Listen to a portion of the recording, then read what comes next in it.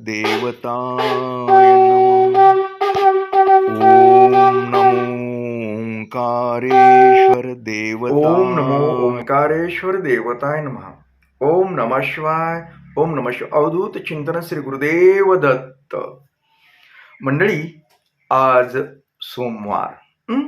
त्यानिमित्त माझ्याकडे जी नियमितपणे दक्षिणा वगैरे पाठवतात त्या मंडळींचे शिवाभिषेक करण्यात आले आणि त्यांच्यासाठी तुमच्यासाठी प्रार्थना करण्यात आली की तुम्ही सुखी समाधानी आनंदी राहो. तुमच्या जे काही मनोकामना असतील, उदाहरणार्थ कुणाच्या संततीच्या बाबतीत आहेत, कुणाच्या लग्नाच्या बाबतीत आहेत, कुणाच्या आरोग्याच्या बाबतीत आहेत, अशा अनेक प्रार्थना वगैरे असतात जे का माझ्याकडे मेसेजद्वारे सांगतात लोक, आमची याच्यासाठी प्रार्थना करा. त्या मंडळीच्या प्रार्थना सुद्धा करण्यात आल्या. आणि आता तुमच्यासाठी आणि त्यांच्यासाठी तुम्हाला सर्वप्रथम चांगल्या प्रकारे आरोग्य लाभावं, तुम्ही सुखी समाधानी आनंदी राहो, अशी मी ओंकारेश्वरचरणी प्रार्थना करतो आणि केली बी आहे. परत एकदा केली. आणि आता आज तुम्हाला माहिती देणार आहे ती म्हणजे उद्या ग्रहण आहे.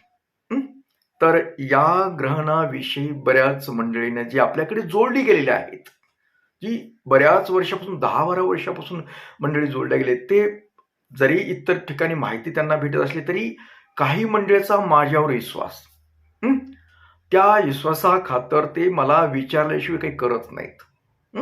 त्याच्यामुळे मला त्यांच्यासाठी, आणि कदाचित तुम्हाला आवडली माहिती तर तुमच्यासाठी पण आहे. तर मंडळी, तर उद्या ग्रहण, ज्यांना ग्रहण पाळायचं आहे, त्याचे पत्ते पाळायचे आहेत, त्यांनी उद्या 6च्या नंतर ग्रहणाचे पत्ते पाळायचे, सकाळी 6 वाजल्यापासून. तुम्हाला काय करायचं, 6च्या अगोदर काय करायचं ते करणे, पुन्हा तिथून पुढे तुम्हाला काही करता येणार नाही. खाणं पिणं चहा पाणी बंद. ज्यांना पाळायचे त्यांच्यासाठी, ज्यांना काहीच करायचं नाही त्यांना काही नाही, फ्री सगळं. पण ज्यांना खरंच काहीतरी मिळवायचंय, काहीतरी आपल्याला साध्य करायचंय, अशा मंडळींसाठी हे पत्ते असतात. ज्यांना या गोष्टीवर विश्वास आहे वगैरे, अशांसाठी. तर तुम्ही उद्या 6च्या नंतर ते ग्रहण संपेपर्यंत, म्हणजे ग्रहण कधी संपणार आहे, 6:47 त्यावेळेस तुम्हाला स्नान वगैरे करून तुमचं काय ते बाकीचं करणे, तोपर्यंत तुम्हाला पत्ते पाळायचे. तर आता आपल्याला ग्रहण कधी चालू होतंय, तर ते चालू होतंय 3:20 ते 6:47 हे ग्रहण कालावधी आहे मेन ग्रहणाचा. तसं तर हे ग्रहण आपल्याला फक्त एक 20 ते 30 मिनिटात दिसू शकेल खरं पाहिलं तर. आता या ग्रहण काळामध्ये काय करायचं आपल्याला, 3:20 ते 47 पर्यंत आपल्याला मी जो जप दिलेला आहे, जे माझ्या मंडळींसाठी, माझ्याकडे जोडल्या मंडळींसाठी सांगतो, मी जो मंत्र जप दिलेला आहे, तो मंत्र जप पाणी वगैरे बकेटात घ्या. घरात असेल तर घरात बकेटात वगैरे पाणी, खुर्चीवर बसून त्याच्यात पाय सोडून, ज्यांच्याकडे नदीची सोय असेल, तलावाची सोय असेल, त्यांनी तिथे जाऊन पाण्यात पाय सोडून बसावे. ज्यांना जाताच येत नाही त्यांनी घरातही केलं तरी चालतं. पाण्यात सोडायचे आणि मंत्र जप करायचा. आता मंत्र जप कुठले कुठले करायचे आपल्याला, आता मी तुम्हाला ओम नमो ओंकारेश्वर देवताय नमः हा एक मंत्र दिलेला आहे. त्यानंतर ओम कामिनी ओंकारेश्वर देवताय नमः हा सुद्धा मंत्र मी दिलेला आहे. पुन्हा ओम नमो ओंकारेश्वर देवताय शरीर बाधा निवारण कुरु स्वाहा, अशा काही मंडळाला पण शरीर बाधेसाठी मंत्र दिलेला आहे. तो पण तुम्ही या ग्रहण काळामध्ये सिद्ध करू शकतात. आणि बऱ्याच मंडळींना ओम नमो ओंकारेश्वर देवताय सर्व कार्य सिद्ध कुरु स्वाहा हा मंत्र पण काही कार्यासाठी दिला, तो पण मंत्र याच्यात सिद्ध करायचा आहे आपल्याला. पण सगळ्यात मेन मंत्र तुम्हाला, जो गुरुमंत्र मी म्हणून दिलेला आहे तुम्हाला, तो गुरुमंत्राचं तुम्हाला सर्वप्रथम करावं लागेल. इतर मंत्र तुम्ही तुमच्या सोयीनुसार करा, पण गुरुमंत्र हा, कारण गुरुमंत्र जर तुम्ही केला तर तुम्हाला तो सिद्ध होणार आहे. त्याच्यामध्ये एक चांगल्या प्रकारची ऊर्जा निर्माण होणार आहे आणि त्या मंत्राद्वारे, त्या ऊर्जेद्वारे तुम्हाला बरेचसे कार्य साध्य करता येतात. त्यासाठी या ग्रहण काळामध्ये मंत्र जप करणे तुम्हाला अत्यंत गरजेचं आहे. लक्षात आलं? कधीपासून बसणार तुम्ही? 3:20 ते 6:47 पर्यंत तुम्हाला पाण्यामध्ये पाय सोडून बसायचे आहेत. त्यानंतर स्नान वगैरे करणं ही बाकीच्या गोष्टी करू शकतात ते झाल्यानंतर. तर अजून तुम्हाला याच्यामध्ये एक महत्त्वाचं सांगतो काही गोष्टी. ज्यांना काही कार्य साध्य करायचेत त्याने या ग्रहण कालामध्ये जप करत असताना ते मनामध्ये आणा.